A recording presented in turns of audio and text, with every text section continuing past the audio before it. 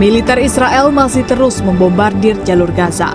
Meski seluruh dunia telah menyerukan agar Israel tidak menjatuhkan serangan terhadap anak-anak, namun bocah-bocah tak berdosa pun terus menjadi korban serangan tersebut.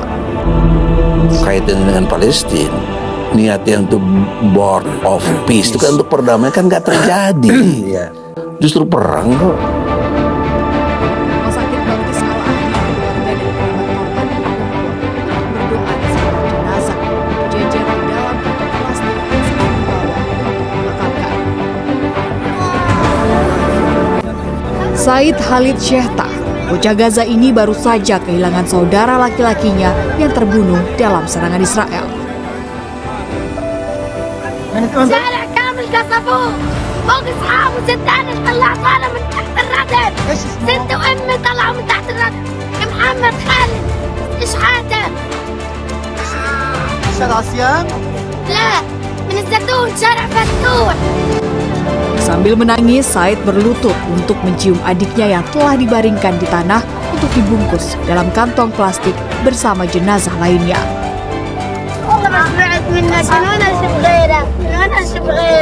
Yang saya hormati, sudi kiranya keluarlah dari BOP. Udah nggak ada manfaatnya karena sudah terjadi perang, karena di BOP itu dia wakil komandan. Pak Prabowo gitu. Dia komandannya kan Trump.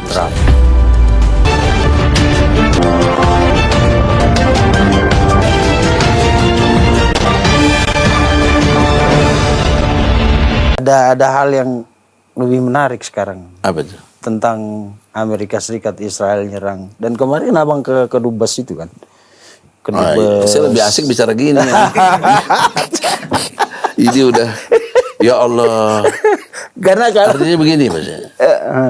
Dari segi namanya itu empati.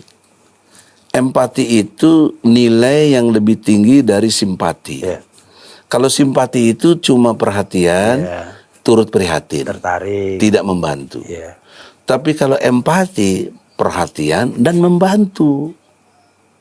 Jadi empatinya Iran kepada Palestina itu dahsyat sekali. Taruhannya udah berapa pemimpinnya yang mati coba? Udah wafat. Ya. Yang presidennya pernah. Sekarang pemimpin tertingginya.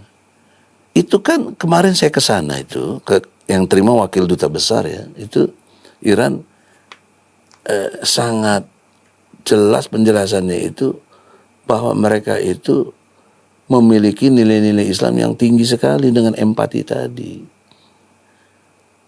Sampai diingatkan kita jangan terjebak aliran katanya. Kami mayoritas Syiah, di sini Sunni, tapi jangan itu menjadi pokok. Tapi yang jadi pokok adalah kemanusiaannya. Dan itu saya lihat ada di surat Al-Maidah ayat 32, Bos. Jadi kalau kamu membunuh seseorang, sama juga kamu membunuh semua orang. Kalau kamu memelihara seseorang, sama juga kamu memelihara seluruh manusia. Dugaan saya, Iran melaksanakan ayat ini. Ini bukan sebuah seseorang. Sudah genocide. Disikat habis itu Palestina itu. Bayi aja disikat juga. Dibasmi, dibunuh dengan sadis. Itu kan biadab gitu loh. Sementara seputar tetangga-tetangganya nggak ada yang bantu. Nggak ada yang bantu. Terakhir aja Yaman. Tapi kekuatannya nggak melawan Amerika gimana. Tapi kalau orang ngerti sejarah, Iran itu Persia, Bos. Lawannya cuma Romawi dulu itu.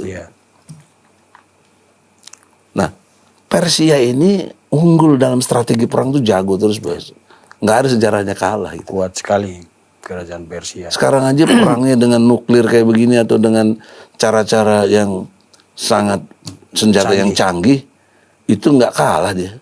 Jadi yang penting itu bagaimana empati kepada kemanusiaan. Nah saya juga begitu, saya kesana itu empati, bela sungkawa kepada pemimpin Iran. Walaupun beda aliran tuh urusan masing-masing. Nggak boleh menjadi sekat kita jadi pecah-pecah. Karena lawan kita Dajjal ini luar biasa.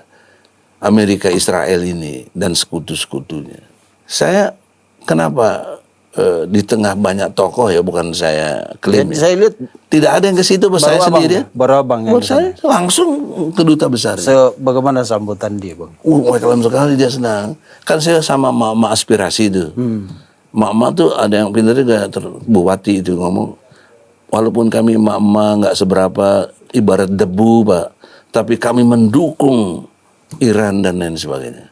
Disambutlah oleh wakil dubes itu, luar biasa. Kami itu pasti menghargai, dan walaupun debu itu punya nilai buat kami. Gitu jawabannya itu. Setidaknya 4. Lalu disinggung nggak, Bang, soal keterlibatan kita di BOP? Saya bilang sama, jangan salah paham dengan pemimpin kami. Karena saya kenal Prabowo, saya ngerti. Tolong dipahami, ini bagian strategi dia untuk menjadi katalisator. Itu kan hak dia dong, presiden. Betul. Dia punya kapasitas itu. Lalu lihat aja endingnya nanti. Kalau dia dalam situasi perang ini justru berpihak kepada Trump, berarti nggak benar, bohong.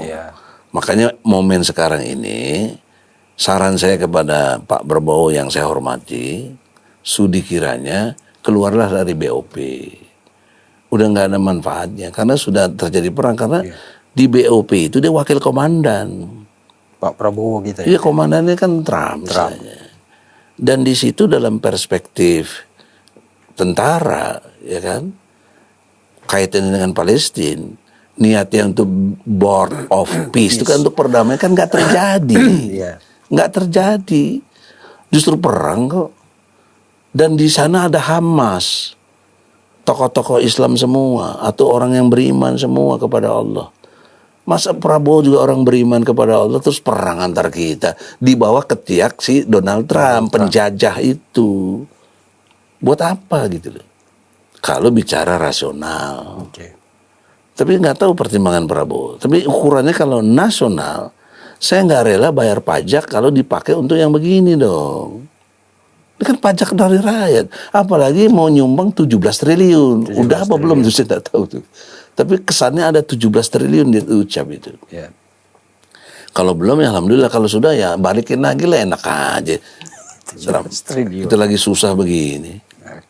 Nah, tapi secara abang pribadi melihat peran kita di Board of Peace itu apa, Bang? Saya ada ngomong dengan wakil menteri ya, tapi nggak perlu saya sebut wakil menteri mana. Dia bilang, Gi, jangan salah paham. Kita itu udah ada bincang-bincang dengan 8 negara Muslim lainnya, dengan Prabowo di situ. Memang ada hak veto dari Amerika, tapi kita sepakat kalau udah keterlaluan kita mau keluar. Bagus, saya bilang kalau memang ada begitu. Ya, dialog saya 2 hari lalu lah. Keterlaluan jadi, dalam saya dapat informasi yang akurat jadinya. Makanya saya percaya ini insya Allah masih strategi taktiknya Prabowo, insya Allah.